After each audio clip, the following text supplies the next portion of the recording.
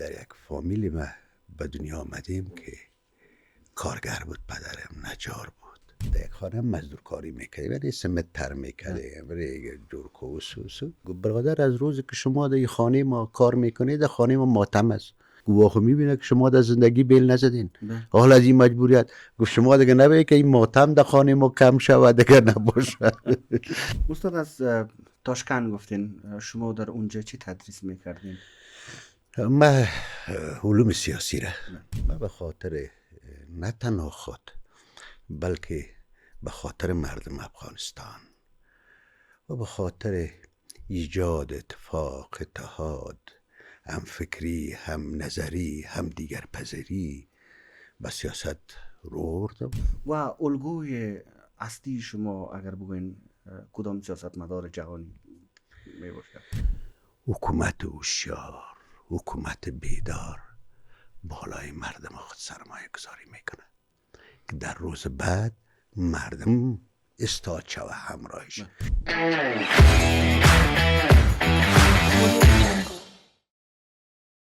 به نام و یاد پروردگار لایزال، بینندگان عزیز، امیدوار هستم هر کجایی که هستید جور و صحتمند و تندرست باشید. به یکی دیگر از برنامه های مسیر از چینل یوتیوب فرازکست خوش آمدید. امروز هم طبق معمول ما مهمان داریم و چه یک مهمان نازنینه. محترم استاد سلیم پیگیر، تحلیلگر مسائل سیاسی. استاد عزیز بسیار زیاد خوش آمدید به برنامه ما. سلام خدمت شما و بینندگان عزیزی که ما را هم یکنون تماشا میکنن. استاد عزیز، از زندگی شخصی تان بر ما بگوین. در کجا تولد شدین؟ درس را تا کجا به پایان رسانیدین؟ من در یک فامیل نجار، یعنی که پدرم نجار بود، خداوند بیامرزش، تولد شدیم در شهر کابل. مکتب در شهر کنی کابل، ابو ریحان البیرونی در اوجه خواندیم، متوسطه آشقان عرفان، لیسه آشقان عرفان. بعد از فراغت مکتب شامل اکادمی پلیس شدیم. بعد از فراغت رفتیم به اتحاد جماهیر شوروی سابق در اوجه باز تحصیلات عالی را به پایان رساندیم. از اوجه که آمدیم به صفت استاد رفتیم در شهر تاشکند تدریس کردیم و در 3 انستیتوت دیگر هم تمام کردیم. یعنی در مجموع ما از وظیفه کرده زیاد تحصیل کردیم. بنان تکرار میکنم، افتخار در ایست که در یک فامیلی ما به دنیا آمدیم که کارگر بود پدرم، نجار بود و به زورم و تیشه و اره خود ما را نان میداد. مهاجرت هم کردین؟ بعد از سال 1991 وقتی که جنگ های داخلی در کابل شروع شد، طبیعی است که مانند سایر مردم کابل کوچه در کوچه افغانستان، بالاخره کشورهای خارج. ما یک قصه براتون بکنیم. ما در جنگ های که در کابل بود رفتیم مزار شریف. اول رفتیم چارکار، از چارکار جبل سراج، بالاخره گپ ما در مزار شریف رسید. مردم مزار بسیار مردم مهمان نواز و بسیار زیاد توجه انسانیت کردن امرای ما. بالاخره ما مجبور شدیم که یک کار پیدا بکنیم به خود. ما بودم یک برادرم از مکه ده 2-3 سال خورد است، در یک خانه مزدور کاری میکردیم، ولی سمت تر میکردیم برای جورکو و سوسو. یک هفته کار کرده بودیم، یک هفته بعد هیچ یادم نمیره، صاحب همون کار، صاحب تعمیر، نامش غلام سخی بود. همین دیگر که شد، یک هفته بعد ما را او در روز 2000 افغانی میدادن، ما را گرفت 4000 داد. ما ایران ماندیم، گفت سر صبح دیگه نبیاین. ما ایران ماندیم، گفتیم ما میفهمیم در کار نابلد هستیم ولی کوشش. نه او گپ نیست، اصلا دلیل شب برادر از روزی که شما در خانه ما کار میکنید، در خانه ما ماتم است. گفت صبح که میایین شما در کار شروع میکنین، گفت مادرم هم گریان میکنه، خانم هم گریان میکنه، خوارکای هم گریان میکنه. گفت آخه میبینه که شما در زندگی بیل نزدین، حال از این مجبوریت. گفت شما دیگه نباید که این ماتم در خانه ما کم شود دیگه نباشه که هیچ یادم نمیره. و طبیعی است که باز کارهای دیگه شاقه که یعنی پخصه زدم از ایرتان در موترا بار میکردیم، ریگ دمو گرمی های 50 درجه ای، یعنی همون نفقه فامیل که برای یک مرد فرض است کش میکردیم از یک طریق، نه از یک طریق که او حلال باشه پیدا بکنیم. که خاطره را بر شما قصه کردم که شاید غلام سخی خان حتمی ما رو ببینه و امروز یادش بیایه. استاد از تاشکند گفتین، شما در اونجا چی تدریس میکردین؟ من علوم سیاسی را اما در مجموع من مسلکم سیاسی است. در کشورهای خارج هم که درس خواندیم سیاسی بوده، اکادمی هم سیاسی و بعد از او که انستیتوهای دیگر هم خواندیم همش سیاسی بوده. و در تاشکند هم که تدریس میکردم علوم سیاسی بود. این علوم سیاسی چطور شما علاقه برش پیدا کردین؟ این یک داستان بسیار دور و دراز است که چرا آمد سیاست آمدیم، که بارها در رسانه ها قصه کردیم که نمیخوایم امروز باز به خاطر مادرم اش بریزم و او روزها رو باز در ذهن خود بیارم. ولی حالات طوری آمد که من به خاطر نه تنها خود بلکه به خاطر مردم افغانستان و به خاطر ایجاد اتفاق، اتحاد، هم فکری، هم نظری، هم دیگر پذیری به سیاست رو آوردم و تا به حال یعنی بیشتر از 40 چند سال است که در سیاست هستم و پشیمانم نیستم. یکی از پرسش های بسیار اساسی در بخش علوم سیاسی این است کسانی که این رشته را میخوانند این رشته میگن نان نمیارن. استاد موافق هستید؟ ببین خب اگر شما بگوین که ما به خاطر نان آوردن کار کردیم، با وجود که بدبختانه در افغانستان در 20 سال گذشته سیاست مدارای ما نام خدا خوب کمایی کردن، ولی من از جمله از اونا نبودم و نه هستم. و میبینیم که من خودم شخصی خانه ندارم، شخصی موتر ندارم، در خانه پدری زندگی میکنم، ولی یگانه چیزی که دارم من شبانه آرام میخوابم، وجدان و مال کسی نخوردیم، در قتل مردم سهیم نیستم، تا بال مرغ نکشتیم و کش میکنم اما تو ادامه بدم. و پول که شما میگین که هر کس درست است که مسلکا را انتخاب میکنه به خاطر یک درآمد. دکتر میشن طبیعی است که او معاش داره دیگه، ولی سیاست مدارای اصیل و حقیقی اونا به خاطر قربانی دادن سیاست مدار میشن که اونا به خاطر مردم خود مبارزه میکنن. ما بسیار مثال مندیلا را بر شما میتونم. اونا به خاطر خود هیچ وقت از سیاست نمی، به خاطر نجات وطن خود، به خاطر نجات مردم خود. مثلا گاندی اونا به خاطر جیب شخصی خود سیاست نمی کردن. و در افغانستان ما زیاد سیاست مدارا داشتیم که برای خود یا به خاطر خود فکر نمی کردن، بلکه به خاطر نجات مردم افغانستان اونا فکر می کردن.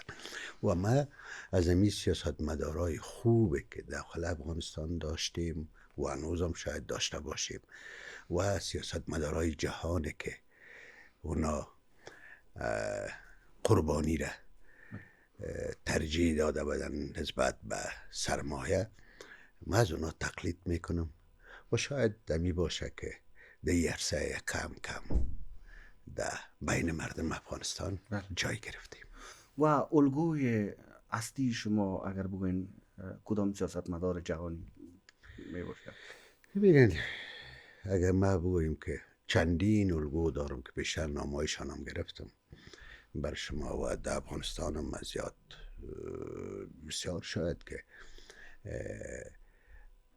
مردم ما امرای سیاست های زنا مخالف بوده باشه و یا مخالفت، ولی من همیشه نقاط مثبت سیاست مدارا را میبینم که از اونا چگونه ما بیاموزم. درست است هیچ کس خالی از شر و اشتباه نیست، ولی ما همیشه نقاط مثبت سیاست مدارای افغانستان و جهان دیده و از اونا میاموزم، اونا رو پیش خود الگو قرار میتم و راهایشان را تعقیب میکنم.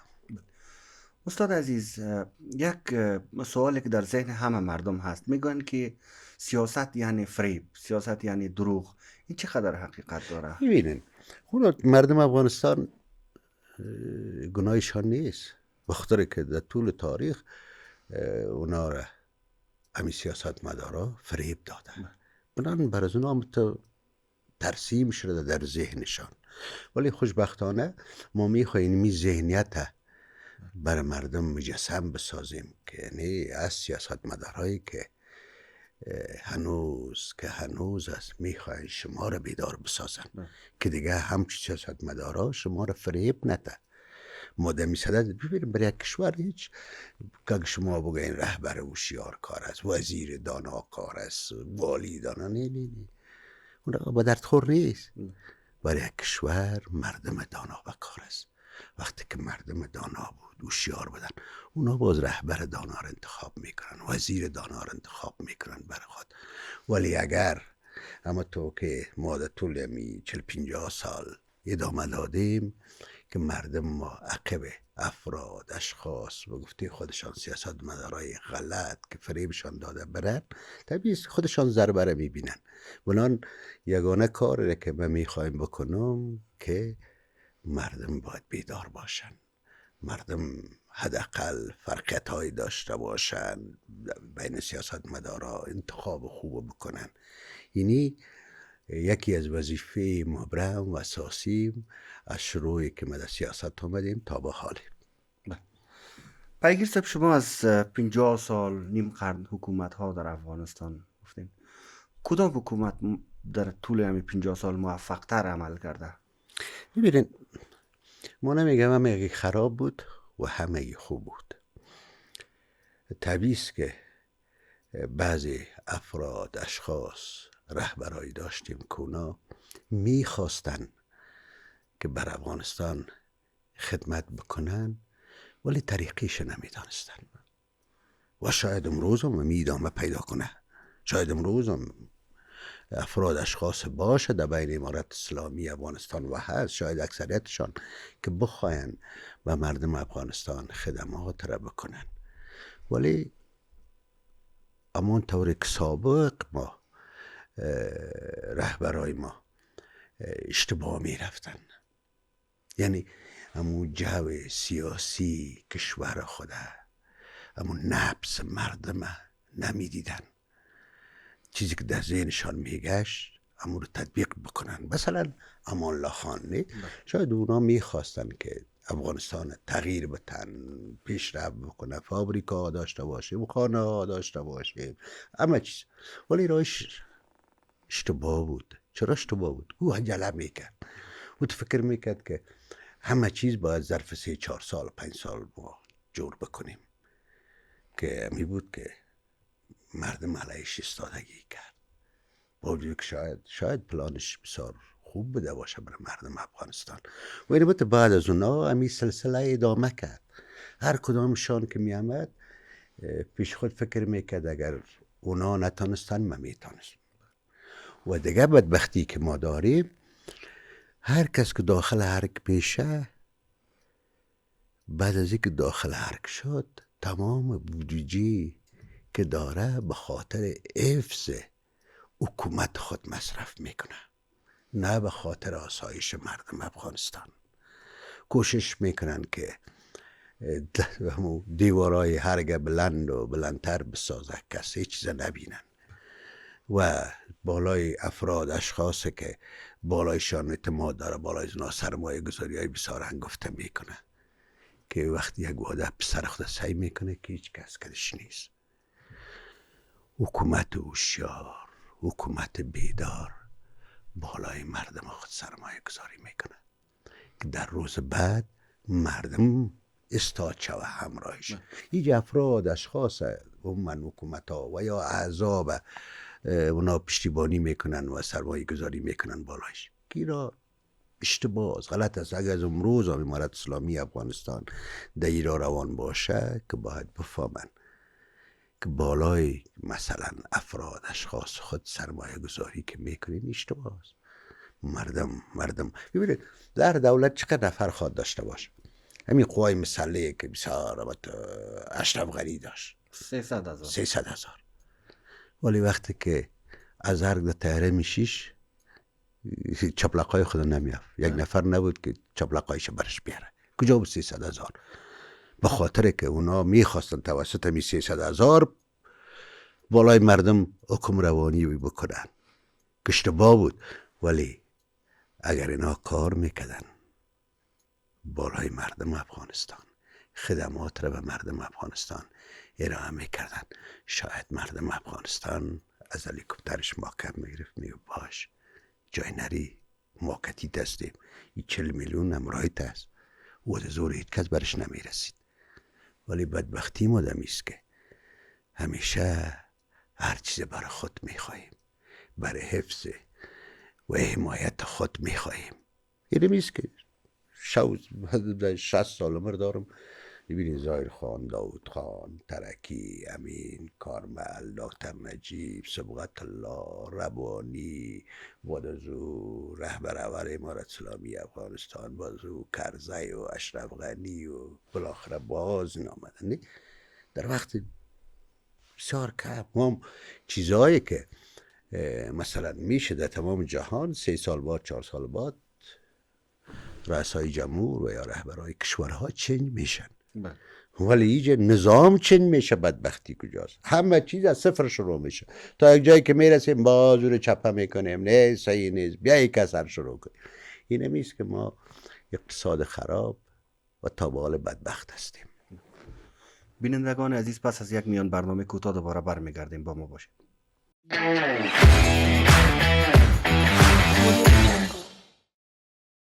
دوباره خوش آمدین بینندگان عزیز. پیگیر صاحب، چرا بیشتر از هر چیز در میان مردم ما تعصبات قومی و زبانی و سمتی دامن زده میشه؟ ببین با وجود که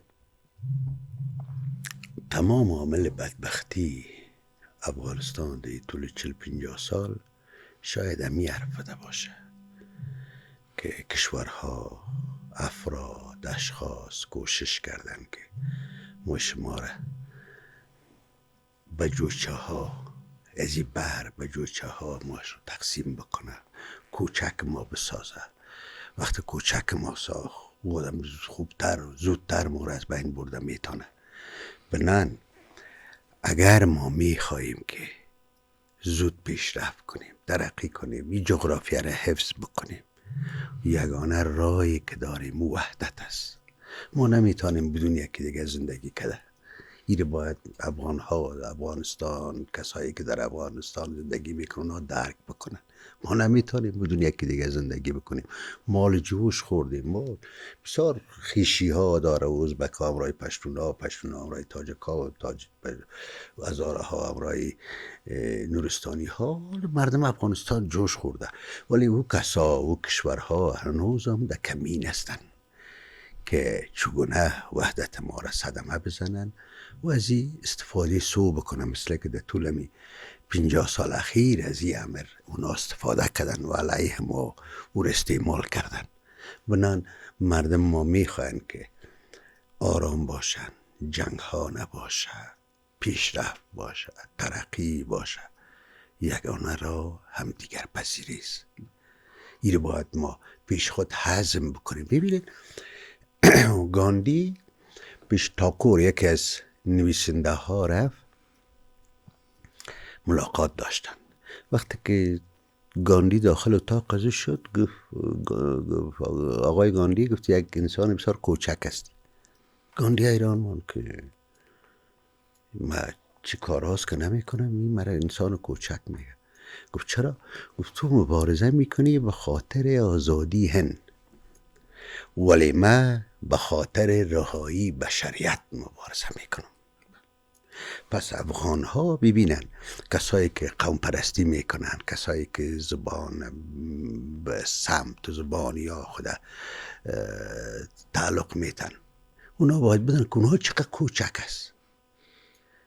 بیاییم که نهنگ باشیم، در بحرها باشیم، نیک کرمکای کوچک دی پس کوچای کابل و دی جوچگکای افغانستان به نام قوم بگردیم. حال دنیا ببینید در کجا رسیده، در کجا حال پیش جهان اصلا یل شده. باز ببینید اگر کسایی که ادعا میکنن زیاد خود به حساب قومی خود فاشیست میگه، یک بار دین ایتانه بتین ببینید از کجا برین.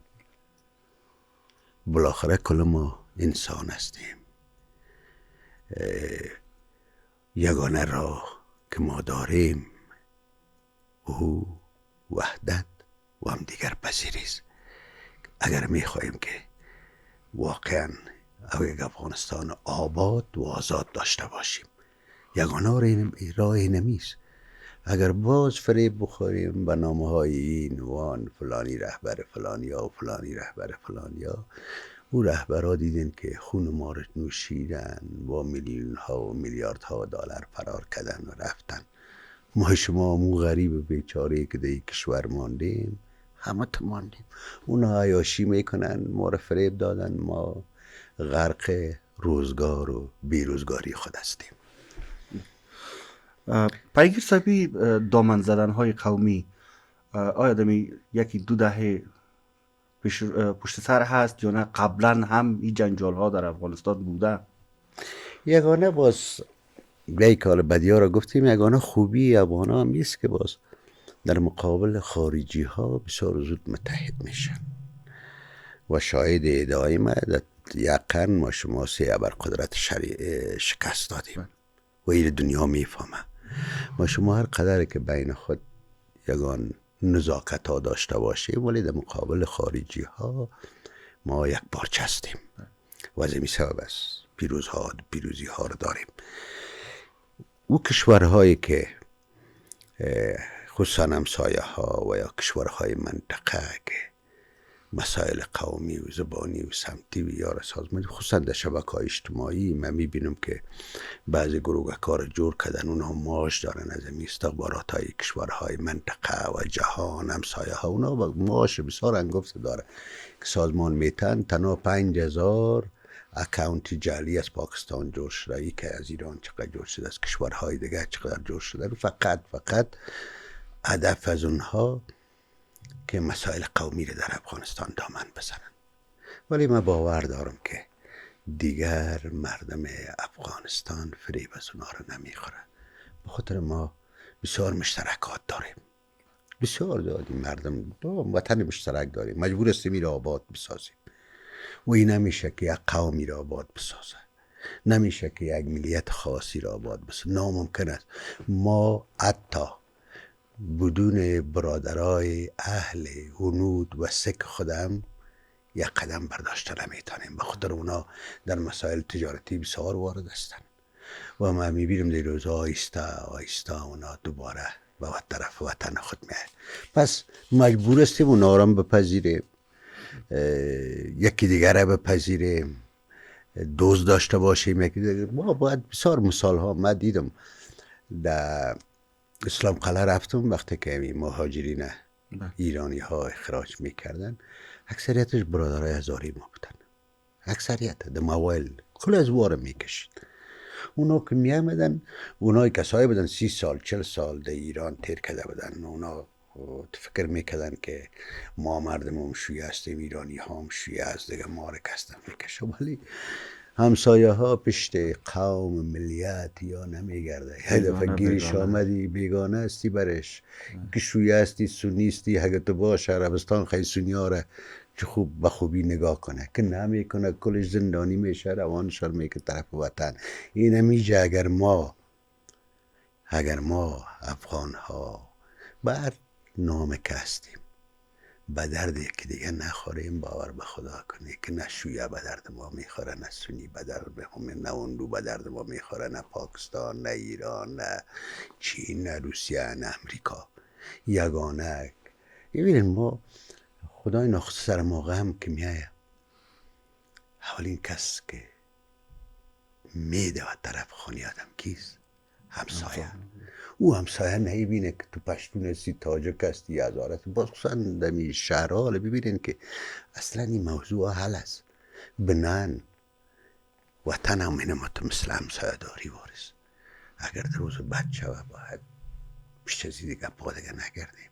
اون بود ببینین مردم کنر که زلزله شده در اونجا هزارها میده و من دیدم اونجا رفتم 3 بار تا بالا رفتیم، باز میرم اونجا هزارها میده و حزبی کام بدن، مزاری ها میده و پنشیری ها میده و همگی میبره برشان کمک کار میده بدون از که اونجا پرسان بکنه کی تاجک است، کی ازبک است، کی هزار است، کی کجاست. ولی مردم ما کمک میکنه. همچنان در اسلام قلعه من دیدم که مردم ما با یک وحدت تام اونجا می آوردن کمک ها رو به مردم افغان، به مردم ما توضیح میکردن که همش ناشی از چیست که همه شما ژورنالیست ها، همین شبکه ها، رسانه ها کار مثبت کردین. در مجموع ما در بین شما میشه که مرا حساب بکنین که کوشش میکنم که امی حالت رشد بدیم که ما هستیم که به درد یکی دیگه میخوریم.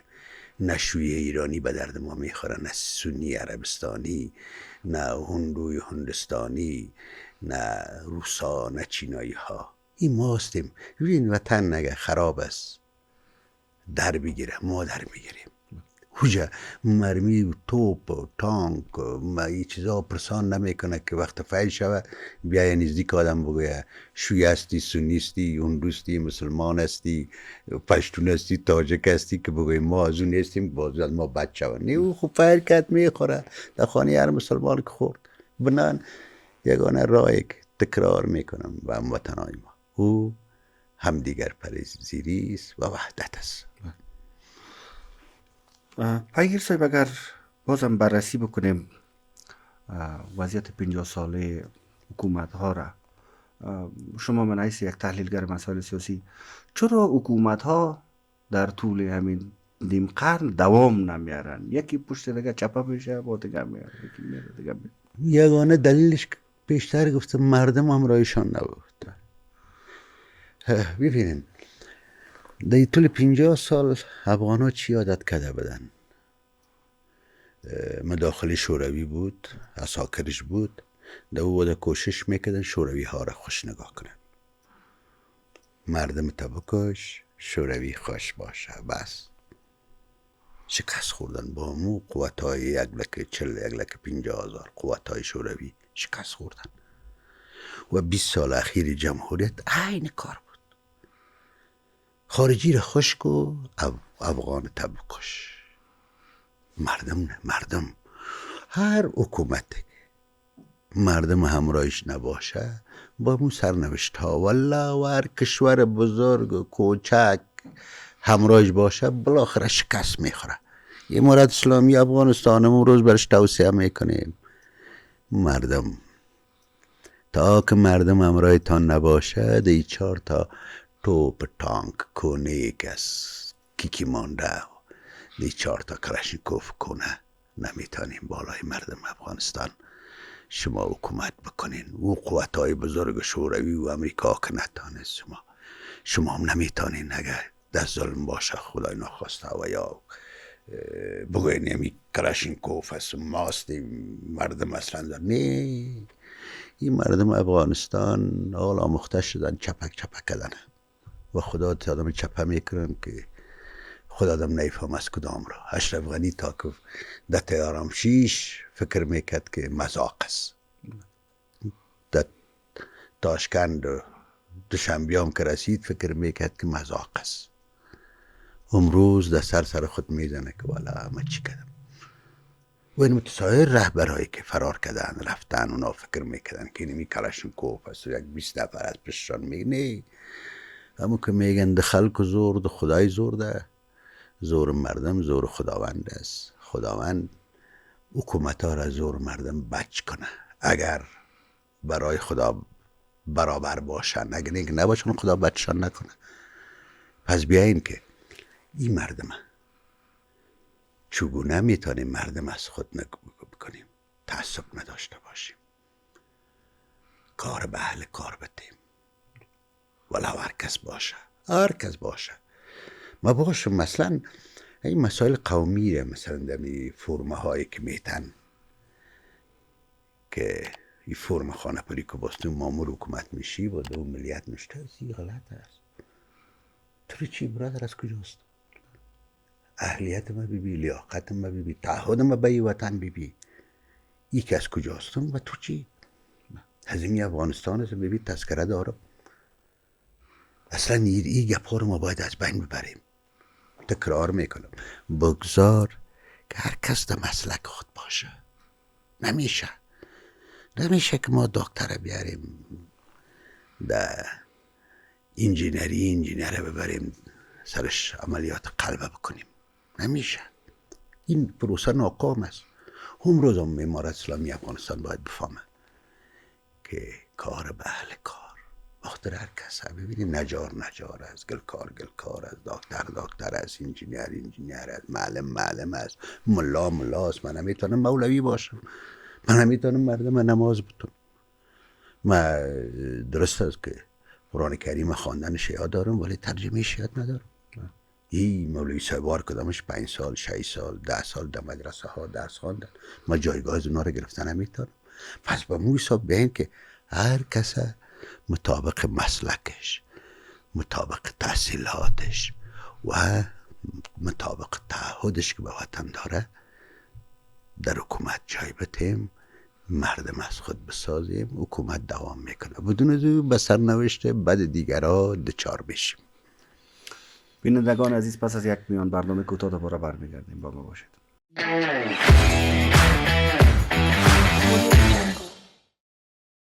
بازم خوش آمدین. پیگیر صاحب، در این روزها رئیس جمهور آمریکا آقای ترامپ میگه ما میخوایم بگرام دوباره به دست بیاریم. اینا چی میخواین از ما؟ بالاخره یک بار رفتن باز دوباره. ببینید پایگاه نظامی را ما به هر کشور شرقی و غربی که با او قرارداد بکنیم این به ایمان است که ما جنگ دعوت کردیم در افغانستان. فکر بکنیم که اگر پایگاه نظامی ایج امریکا داشته باشه، آیا روس ها و چینایی ها، ایرانی ها، هندی ها اونا را آرام میمانه؟ هرگز نه. و امریکایی ها باید بدانن که افغان ها دیگه جنگ نمیخواین. ای که چی مشکل داره شما با روس ها و چینایی ها، مشکل خودتان است، ولی از طریق افغانستان شما نمیتوانین که مشکلات فیما بین خود حل بکنین. مردم افغانستان دیگه چوب سوخت نیست. ما 50 سال قربانی همین جنگ های نیابتی شما بدیم. افغانستان گورستان شده، تپه ها از شهدا پر است که همه مقصر شما هستین. بنان به نظر من و نباید هیچ فرد خارجی مسلح در افغانستان نباشه به خاطر قابل پذیرش برای مردم افغانستان و کشورهای منطقه نیست. پیگیر صاحب، آینده 50 سال بعد افغانستان را شما چی پیش بینی میکنید؟ اگر از پرسان کنین من همیشه آدم مثبت اندیش هستم و باور دارم که 50 سال بعد این افغانستان که امروز ما داریم با این فقر و بدبختی نمی داشته باشیم. افغانستان یکی از کشورهای غنی دنیاست که اگر ما با او دسترسی پیدا بکنیم و از این چیزایی که داریم استفاده بکنیم.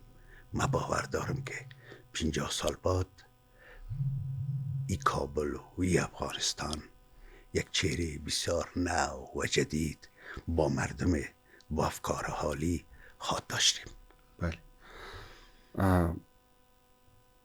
در این تحولی که در این 4-5 سال به وجود آمد، شما در افغانستان بودین در کنار مردم، چه شد که ترک نکردین افغانستان را و نرفتین مثل دیگر سیاست مداران؟ ببینید، در جاده هموار دویدن هنرش چیز، مردانه دویدن در خم و پیچ است. ما راههای خم و پیچ انتخاب کردیم. اگر وطن در همچو حالت ها همه ما ترک بکنیم، دو جاده های هموار بدویم ولی از جاده های خم و پیچ بترسیم، پس کار مردانگی نیست. ما انتخاب کردیم مردم ما، وطن ما، که باید در هر حالت در پالیشان باشم. و امروزم تا بالا در کارهای خود موفق هستم و کوشش میکنم که در وطنم بمانم، همراه مردمم بمانم و این تعهدات که به مردم خود دادیم صادق باشم و همی که روزانه یک نفر ما بتانم امو احساس وطن دوستیشه، احساس مردم دوستیشه یک کمک اضافه تر بسازم، ما یک آدم موفق می باشم. پیگیر صاحب، اگر از دنیای سیاست بیرون شویم، شما پیشتر اشاره کردین که حتی یک خانه شخصی هم ندارین. زندگیتان چطور میگذره از لحاظ اقتصادی؟ شاید کس باور نکنه، روزایم میشه که من به 50 افغانی به نان خشک هم ایران میمانم. یک پسرم کار میکنه و بس. و من این مصارف که در رسانه ها میرم و رسانه ها شما خبر دارین که ما را پول نمیده، بلکه تمام مصارف ما از جیب خود میکنیم. و امارت اسلامی افغانستان که امروز است و دیروز که جمهوریت بود که ما در رسانه ها بودم، هیچ کس گفته نمیتونه که ما رو یا جمهوریت حمایت میکرد یا امارت. خصوصا حال در بالای ما تهمت میبندن که اینا را امارت خوب صحیح ماش میده. حتی یگان نفر میگه که از 40 میلیون که می حق پیگیر جداست، ولی ایره نمیدانن که حکومت دست ملاهاست. ملاها میگیرن نمیتن، ایره باید کلگی بفهمه. ما را هیچ نوع امتیاز ما در حکومت نه در جمهوریت داشتیم نه امروز داریم، ولی هست باز هموطنان ما که در خارج از کشور هستن. شاید گپای ما خوششان میه، باز اونا یگان کمک های اقتصادی و انسانی رو به من میکنن که من قلبا از پیشان سپاسگزار هستم و همیشه اونا لطف کردن در مقابل من. و باید بگویم که شاید حق من باشه، شاید حق من باشه که ما نه از حکومت ماش داریم نه دیگه، و هموطنای ما که امکانات داره ما را کمک میکنن، سپاسگزار هستیم، ممنونشان هستیم و خداوند همیشه هم قبتشانه که ما را فراموش نکنن. گاهی هم در مضیق اقتصادی، یعنی یک وضعیت خیلی بد قرار گرفتین؟ بسیار زیاد، بسیار زیاد. یک خاطر تلختان یک عید بود و در عید شما میفهمین که مصارف باید بکنه آدم، نه این چیزهایی که ضرورت است بگیره. و خانم ها عموما از این 100 رپا و 50 رپا جمع میکنن پیش خود. فردای شید است و من ایران موندم، کار عید هم هست، هیچ چیز نداریم. خب بالاخره خانم آمد که ما 4,500 افغانی جمع کردیم یک امیر سودا بگیریم. اما 4,500 افغانی رو به دست ما داد. دمو اسنا خوارزادیم در آمد. گفتم ما 4,000-5,000 بسیار عاجل کار دارم و این پول در دستم است. گفتم نمیتونم که ندارم. من این پول دادم برسی و او خانمش مریض بود یا پسرکش مریض بود. دیگه شیش می خانم طرف مسئله دارم، ما طرف خانم حال چی کنیم؟ تصادف ابی تلفنم یک تونگ تونگ کرد. ابی تلفن رو برداشتم. یک دوست بسیار نازنین دارم، حال امریکاست و در مسکو بود، مریض از ساله، خداوند شفا بدهش. سعی کردم که نوشته است از فلانی جای $500 برات حواله کردیم، شو روزی است، تشکری نکنی، خدا خیرش بده. همراه خانمم رفتم، سودا رو گرفتیم، خوارزادیم دیدم نامد، به خدا گفت پیسی ایده من گرفته بود. حالا ببینه برنامه ما را. ولی ما انسان هستیم. گفتم ما مزدور کاری کردیم، ما بسیار کارها رو کردیم، روزگارهای بسیار بد تیر کردیم. ما شایدم تیر کنم اون روزم روزگار، ولی هیچ وعده مردم مخدا فراموش نکردیم. از یک لقمه نانم که دارم ما کوشش میکنم با مردمم نصف بکنم. با وجود که یک پسر دارم، اونا باز وقتا میگه پدر با لیاز خدا بس کو ما کار دا میکنیم که خود ما باید بخوریم. یک وعده میاییم که داشت بس خانه هیچ چیز نیست که گیر مردم دادی. ولی کسی که به خداوند ایمان داشته باشه، ما یک شو 10 بجه شو به من زنگ آمد، گفت ما همراه اولادای خود طفلای خورد داشت و گرسنه خواستیم، فاولادای من خو نیبره. گفت اگر چیز داری در خانه بیار. موتر ندارم، هیچ چیز ندارم و پول تکسی هم ندارم که برازید از خانه یگان چیز ببرم. و زنگ دادم به یکی از دوستایم، گفتم حداقل یک 500,000 افغانی به من بیارین که من یک جای رفته نیستم. اون نفرم شاید دمی کابل است هنوزم. چیزی که در خانه داشتم نیم کردم. همین آرد برنج روغنی که پای که داشتم بردم که راستی اولادکایش گرسنه خواستن یا بیدار هستن، خدا خو زدن.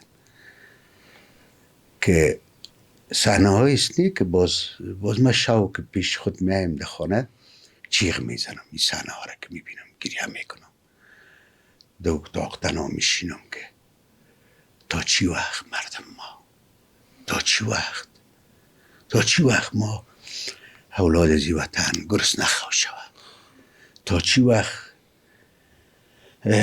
ما نتانیم که به اولاد خود یک لقمه نان حلال ببریم. کوشش داره تمام مردم که از یک طریق یک لقمه نان بر اولاد خود ببرن. ما وقتی که در کوچه و بازار مبرایم همون 100 افغانی 50 افغانی رو کمک میکنم. بعد از او که کسانی که مراجعه میکنن نمیتانیم، من خودم میخورم که من چه قدم ضعیف هستم که نمیتونم یک هموطن ما کمک بکنم. بنان میایم سر سوال تان که با امید از روز که 10 سال بعد 20 سال بعد اولاد زی وطن گرسنه خو نشه، اولاد زی وطن سوی تغذیه نباشه، مادرایی که اونا حتی نان ندارن که بخورن که باز زود طفل خود شیر بتن، اونا دیگه این طور نباشن. شاید این حالات من از زندگی شخصی خودم دیده باشم و شاید ببینم همسایه های خود ببینم، خیش خود ببینم، قوم خود ببینم، خوارزادهای خود ببینم، بچه های کاکای خود ببینم. ما نمیگیم که قوم ما سرمایه دار است. یه روز من میبینم همسایه هایم که 10 سال بعد 20 سال بعد شاید و باید این افغانستان ما به این چهره دیگه نبینم. اگه من زنده باشم نباشم این صحبت های ما به مردم افغانستان یادگار باشه که یک آدم بود حداقل برای مردم افغانستان دعای خیر میکرد و میگفت که افغانستان بالاخره جور میشه و انشالله جور میشه اگر خود افغان ها خواسته باشن. به خاطر که خداوند گفته شما حرکت کنین من برکت میکنم. پس مردم ما حرکت بکنن. عموما مردم ما طرف حکومت ها سعی میکنه که چی میکنن. اشتباه است. بیاین که من به وطن چی کده میتونم، بیاین که من به هموطنم چی کده میتونم. کوشش نکنیم آدم های مهم باشیم، بیاین که آدم های مفید باشیم. این چوکی حکومتی امروز ببینی یاست فردا کیست. دیروز دو چوکی کی بود؟ کل این وزیرای کابینه که امروز هست پیش خود یک بار بیارن که دیروز این چوکی ها پیش کی بود، پری روز پیش کی بود و فردا پیش کی می باشه. بنان بیاین که به مردم افغانستان خدمت بکنیم که حداقل فردا روز مردم افغانستان بگه خداوند پدرش بیامرزه خودش بیامرزه بر ما یک کار نیک به یادگار گذاشت. اونوست که این وطن جور میشه. بدون از او اگر کدام ما کوشش بکنیم که فقط مردم ما را بی جای احترام بکنه، او احترام نیست، او ترس است. بیاین که مردم شخصیت ما را خود ما را احترام بکنه، نیک از چوکی ما بترسه. اونوست که وطن جور میشه. بسیار تشکر پیگیر صاحب. گفتگو خیلی شیرین است. رسیدیم به پایان برنامه. ناگزیر خداحافظی بکنیم.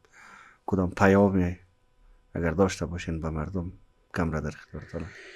مردم افغانستان اگر خودتان نخواسته باشین هیچ کس شما را کمک کرده نمیتونه.